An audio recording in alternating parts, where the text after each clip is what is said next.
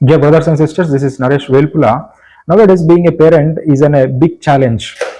How to control the children, how we have to inculcate the values among the children, how we have to bring a discipline among the children. The problem was never discipline, the problem was control without understanding the children. Yes, we have to update in parenting style. ఒక చిన్న కథ చెప్తాను. ఒక తల్లి తన 4 ఏళ్ల కూతురి అల్లరిని control చేయడానికి ఒక రూల్ పెట్టింది. పాప ప్రశ్నించలేదు, పాటించింది. ఒక సంవత్సరం అయింది, ఇంకా కొన్ని రూల్స్ పెరిగినాయి. ఆ పాప నచ్చకపోయినా పాటించింది. టీనేజ్ దగ్గరకు వచ్చేసరికంటే మరిన్ని రూల్స్ పెరిగినాయి. ఇక్కడ అమ్మ బాధపడుతుందని, నాన్న తిడతారనే భయంతో అన్నిటిని ఫాలో అయింది పాప. కానీ ఎంగేజ్ వచ్చిన తర్వాత కూడా అదే తీరు. పేరెంట్స్ ఏం చేశారంటే, నాన్న ఇవి నువ్వు వాటిస్తే నీ లైఫ్ మంచిగా ఉంటుందిరా అని నమ్మించింది.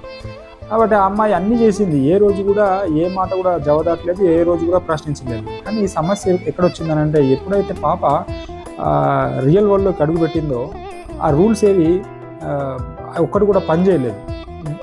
తనకు డెసిషన్ తీసుకోవడం రాదు, తప్పు చేస్తే ఎలా సరిదిద్దుకోవాలో తెలీదు, కొత్త మనుషులతో ఇమడటం ఎట్లాగో తెలియదు, ప్రెషర్ ఎదుర్కోలేకపోయింది. ఇప్పుడు ఆమెకి ఏమనిపించిందంటే, మా పేరెంట్స్కి ఏం తెలియదు కాబట్టి వాళ్ళు ఏం చెప్పినా విరుద్ధంగా చేయాలనిపించేదట. క్రమంగా తల్లిదండ్రులతో మాట్లాడడం తగ్గిపోయింది. ఇక్కడ ప్రాబ్లం ఎక్కడ వస్తుంది, అసలు సమస్య ఏంది అని అంటే, పేరెంట్స్కి నా డిసిప్లిన్లో పెంచడమే సమస్య అని అంటే కాదు. సమస్య ఏంటంటే, పేరెంటింగ్ కంట్రోల్ మాత్రమే ఉండటం, అంటే పిల్లల మీద కంట్రోల్ మాత్రమే ఉన్న పేరెంటింగ్ స్టైలే అక్కడ సమస్య. పిల్లలు ఎట్లాగూ చిన్నగా ఉన్నప్పుడు మన కంట్రోల్లోనే ఉంటారు, అంటే పేరెంట్స్ కంట్రోల్లోనే ఉంటారు. ఒకసారి పెద్దగా అయ్యాక కూడా వాళ్ళ కంట్రోల్లోనే ఉండాలని అనుకోవడం కొంతమంది పేరెంట్స్ సమస్య. అక్కడనే పేరెంటింగ్ ప్రాబ్లం వచ్చేది. నేనేమంటానంటే, పిల్లలు రూల్స్ పాటిస్తూ పెరగద్దు, పిల్లలు వాటిని ఆలోచిస్తూ ఎదగాల. పిల్లలకు వాళ్ళ ప్రయారిటీస్ వాళ్ళకు ఉంటాయి. వాళ్ళు పెరిగిన కొద్దీ వాళ్ళ అవసరాలు మారుతాయి, వాళ్ళ ఇష్టాలు మారుతాయి. కాబట్టి వాళ్ళ ప్రయారిటీస్ కూడా ఖచ్చితంగా మారుతాయి. కింద పడితే మందు రాయడం పేరెంట్స్ బాధ్యతనే, కానీ నువ్వు పరిగెత్తే కింద పడిపోతావు అనడం మాత్రం ఆ గ్రోత్ని ఆపేయడం, ఖచ్చితంగా వాళ్ళ ఎదుగుదలని అడ్డుకోవడం. నేను అంటాను, 40 ఏళ్ళ మనసు లేదంటే 16 ఏళ్ళ మనసు ఎప్పుడు ఒకటి కావు కదా.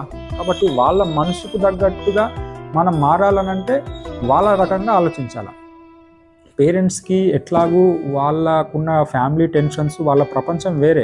ఎందుకంటే అనేక రకమైన బాధ్యతలు, వాళ్ళ ప్రెషర్స్, ఫ్యామిలీ సెక్యూరిటీది. కానీ పిల్లల ప్రపంచం వేరు కదా, వాళ్ళకు అట్లాంటివి ఏమి ఉండవు. కాకపోతే వాళ్ళకు ఉండే టెన్షన్స్, వాళ్ళ ప్రపంచం ఏంటంటే, వాళ్ళకు ఉండాల్సిన అవకాశాలు కానీ, వాళ్ళు చేయాల్సిన ప్రయోగాలు కానీ, వాళ్ళు ఎదుర్కోవాల్సిన ఛాలెంజెస్, ప్రమాదాలు కానీ, వాటి కొరకు పేరెంట్స్ను పిల్లల్ని సన్నద్ధం చేయాలి.